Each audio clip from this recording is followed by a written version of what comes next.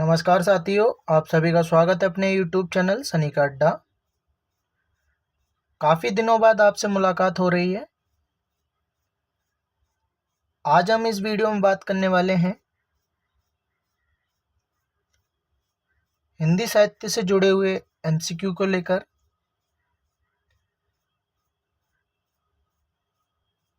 तो चलिए वीडियो शुरू करते हैं बिना देरी किए हुए। यहाँ पर हमने 10 MCQ रखे हैं, वह सभी रस से संबंधित हैं।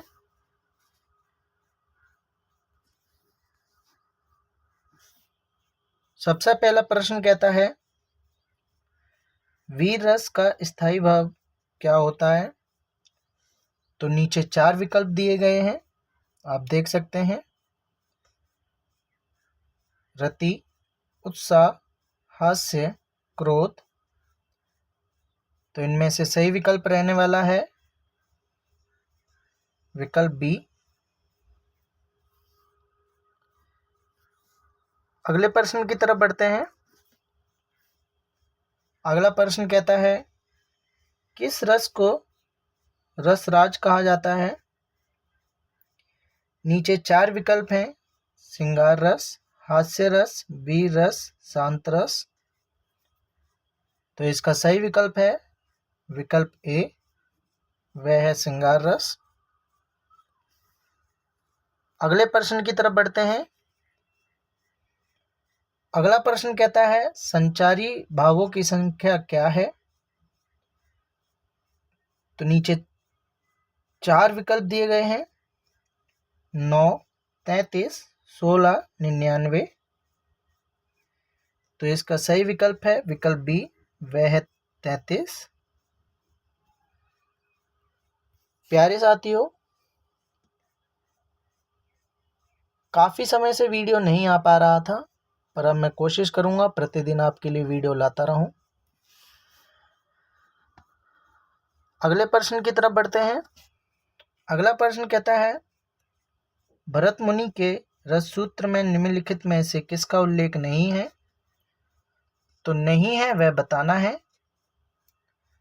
तो नीचे 4 विकल्प हैं, आप देख सकते हैं। इसका सही विकल्प है विकल्प बी, वह है शांत रस। अगले प्रश्न की तरफ बढ़ते हैं। भरत मुनि के अनुसार रसों की संख्या क्या है? नीचे 4 विकल्प हैं, 8, 9, 10, 11। तो इसका सही विकल्प है विकल्प ए, वह है 8। अगला प्रश्न कहता है, विभत्स रस का स्थायी भाव क्या है? तो नीचे 4 विकल्प हैं। तो इसका सही विकल्प है विकल्प डी, वह है घृणा।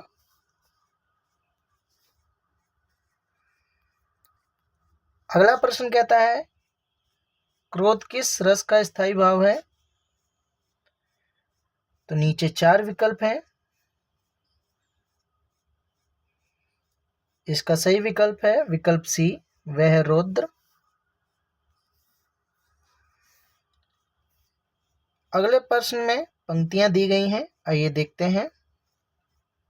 जहां तहां मजा मास रचे रखी परत वगैरे, जित जित जिट के हाड़ सेत कहू कहू रत्नेरे। इस आवरण में क्या दर्शाया गया है? किस रस से संबंधित है ये व्याख्या? इन पंक्तियों में हमें विविध रस की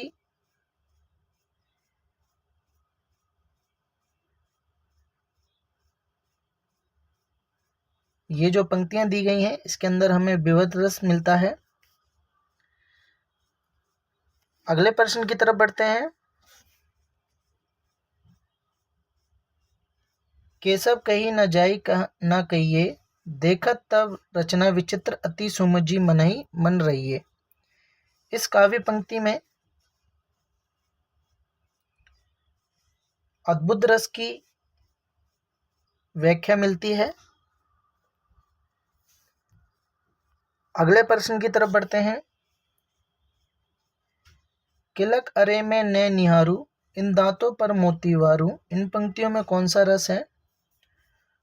तो नीचे 4 विकल्प हैं, वीर, शांत, तत्सल, हास। तो इसका सही विकल्प है सी, वह है तत्सल।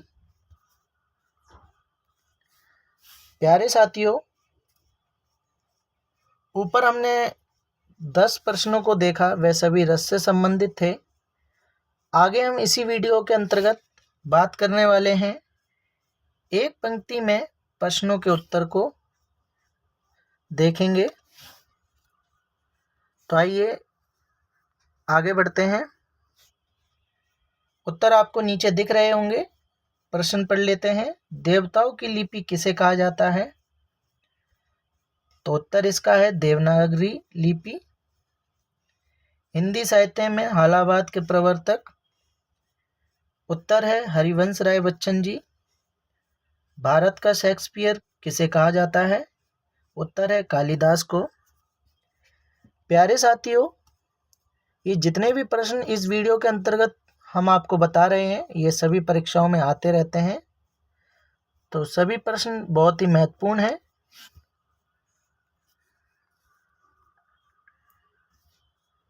अगला प्रश्न है, मैथिली किस राज्य की भाषा है? उत्तर है बिहार।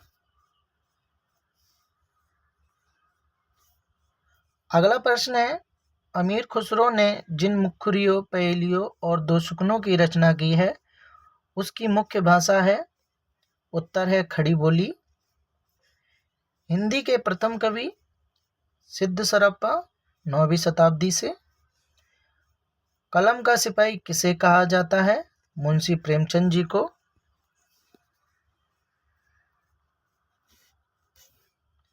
जो जिन शासन भसियो सो कई कही सारू, जो पलई सही बहु करी तू सरी तर पई पारू। इस दोहे के रचनाकार का नाम है देवसेन। प्यारे साथियों, काफी दिनों बाद वीडियो बनाने पर कुछ शब्दों का उच्चारण ठीक से नहीं हो पा रहा है।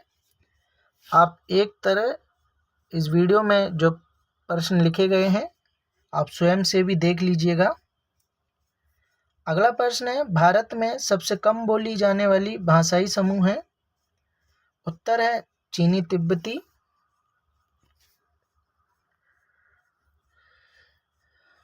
अगला प्रश्न कहता है, हिंदी का प्रथम पत्र कौन सा है?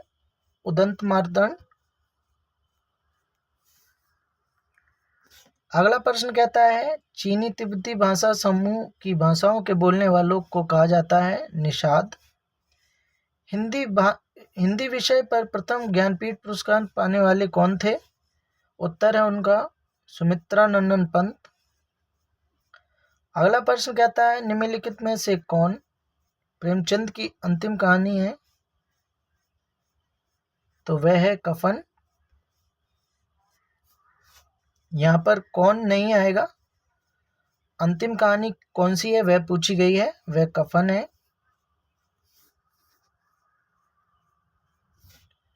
अगला प्रश्न है, भारत में सबसे अधिक बोला जाने वाला भाषाई समूह है इंडो आयरन। अगला प्रश्न है, रामधारी सिंह दिनकर को किस रचना के लिए ज्ञानपीठ पुरस्कार मिला था? उत्तर है उर्वशी।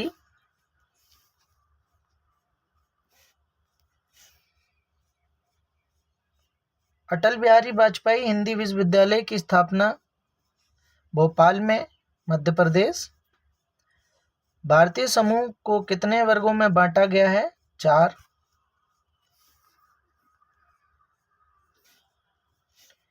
देश का पहला राष्ट्रीय हिंदी संग्रहालय आगरा के अंतर्गत। भारत के प्रथम राष्ट्र कवि कौन है? मैथिली शरण गुप्त जी। प्यारे साथियों, अगर आपको वीडियो अच्छा और महत्वपूर्ण लग रहा है तो वीडियो को लाइक जरूर करिएगा, और अब तक आपने अपने YouTube चैनल सनी का अड्डा को सब्सक्राइब नहीं किया है तो जरूर कर लीजिएगा। अगला प्रश्न कहता है, हिंदी का प्रथम एकांकी एक घूंट है।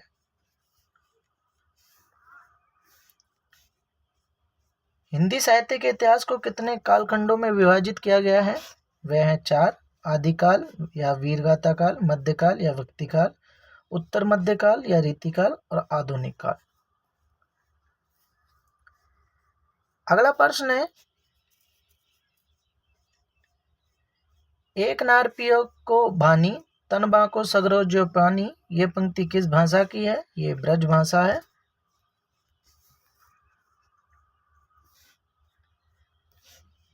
संविधान की 8वीं अनुसूची के अनुसार कितनी भाषाओं को राजभाषा के रूप में संवैधानिक मान्यता प्राप्त है? वे 22 भाषाएं हैं।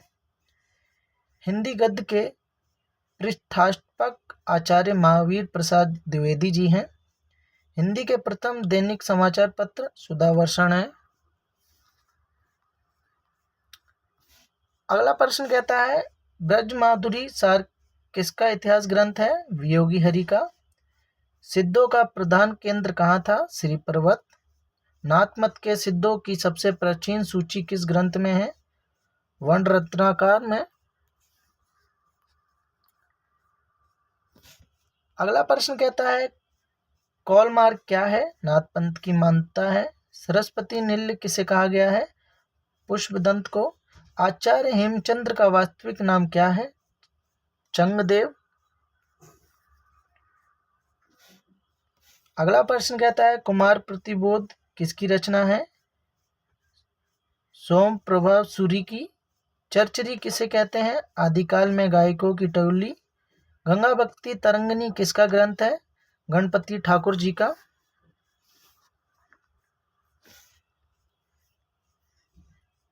कवि रंजन किसे कहा गया है? विद्यापति जी को। अगला प्रश्न कहता है, हिंदी तथा अपभ्रंश में युद्ध प्रधान रास काव्य कौन कौन से हैं? क्रमश इस प्रकार है, अमीर रासो, बाहुबली रास। स्त्री रासायन में किसके विरह का वर्णन है? राजमाती का। अपभ्रंश का व्यास किसे कहा गया है? पुष्पदंत को। नारी निंदा किस संप्रदाय में मिलती है? नाथ संप्रदाय में। आदिकाल में मनोरंजन साहित्य की रचना किसने की? अमीर खुसरो जी ने। आदिकाल का कौन सा ग्रंथ शिलाओं पर लिखा गया? राउलवेल।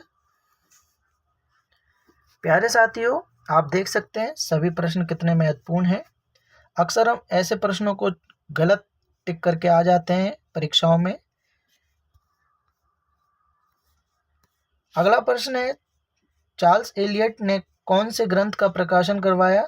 आलाखंड का। अगला प्रश्न है, आदिकाल को आधार काल किसने कहा? सुमन राजे। राउलवेल किस म्यूजियम में सुरक्षित है? प्रिंस ऑफ वेल्स मुंबई में। हिंदी में नक्सिक वर्णन किस ग्रंथ को से माना जाता है? राउलवेल से।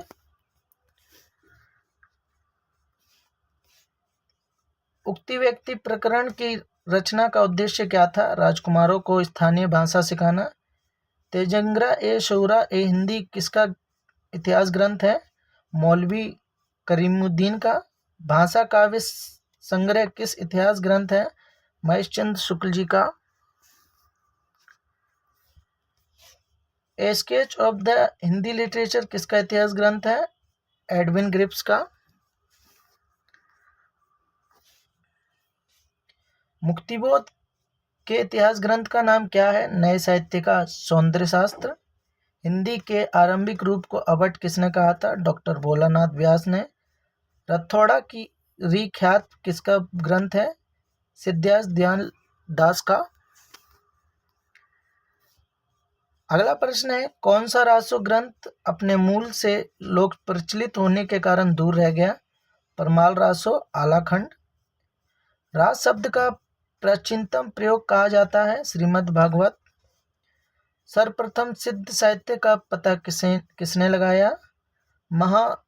महोपाध्याय हरप्रसाद शास्त्री जी ने। अगला प्रश्न है, हिंदी काव्य धारा में कितने सिद्धों की रचना प्रकाशित हुई? 18। अगला प्रश्न है, भक्तिवाद पर सिद्धों का प्रभाव ईसाई मत को कोई प्रभाव नहीं किसका कथन है? हजारी प्रसाद द्विवेदी जी का। नाथ पंथ का किसने मेल से हुआ, जन्म किनके मेल से हुआ? वह है ब्रजयानी सिद्ध और शैव साधक। नाथ पंथ को सिद्धों की परंपरा का ही विकसित रूप मानना चाहिए, किसका कथन है? राहुल संकीर्तन जी का। अगला प्रश्न है गोरखनाथी कितनी शाखाओं में विभक्त है? 12। नाथ मत के सिद्धों की सबसे प्राचीन सूची किस ग्रंथ में है? वर्ण रत्नाकर में। नेपाल में बुद्ध का अवतार किसे माना जाता है? मत्स्येंद्रनाथ जी को। अगला प्रश्न है कपालिक मत के प्रवर्तक कौन है? वह हैं जलाधारनाथ। अगला प्रश्न है हठयोग में हा और ठा का शाब्दिक अर्थ क्या है? हा का अर्थ है सूर्य और ठा का अर्थ है चंद्र। शतधन्व चूड़ामणि किसे कहा जाता है? स्वयंभू जी को। किस ग्रंथ को स्वयंभू पूरा नहीं कर सके? पांचजन्य को। अगला प्रश्न है त्रिभुवन स्वयंभू ने अपने पिता के किस ग्रंथ को पूरा किया? पांचजन्य को। जैनी रामायण किसे कहा जाता है? पांचजन्य को। बृहन्नायक चक्र किस ग्रंथ को कहा जाता है? दिव्य स्वभाव प्रकाश को। अगला प्रश्न है लघुन्याय चक्र किस ग्रंथ को कहा जाता है? न्याय चक्र को। पुरुष परीक्षा किसकी रचना है? विद्यापति की। पद शैली का प्रवर्तक किसे माना गया है? विद्यापति जी को। कृतिलता पुस्तक में किस शैली का प्रयोग किया गया है? अपभ्रंश की पद्धतियां बंद शैली को। प्यारे साथियों, इसी के साथ ये वीडियो समाप्त होता है। अगर आपको वीडियो अच्छा लगा है तो अपने दोस्तों के साथ शेयर कीजिएगा और अब तक आपने अपने YouTube चैनल सनी अड्डा को सब्सक्राइब नहीं किया है तो जरूर कर लीजिएगा। आपसे मैं प्रतिदिन कोशिश करूंगा आपके लिए रोज एक वीडियो लाने की। आप सभी हमसे जुड़े रहिएगा। आप सभी का बहुत बहुत धन्यवाद वीडियो देखने के लिए। जल्दी मिलते हैं अगली वीडियो में।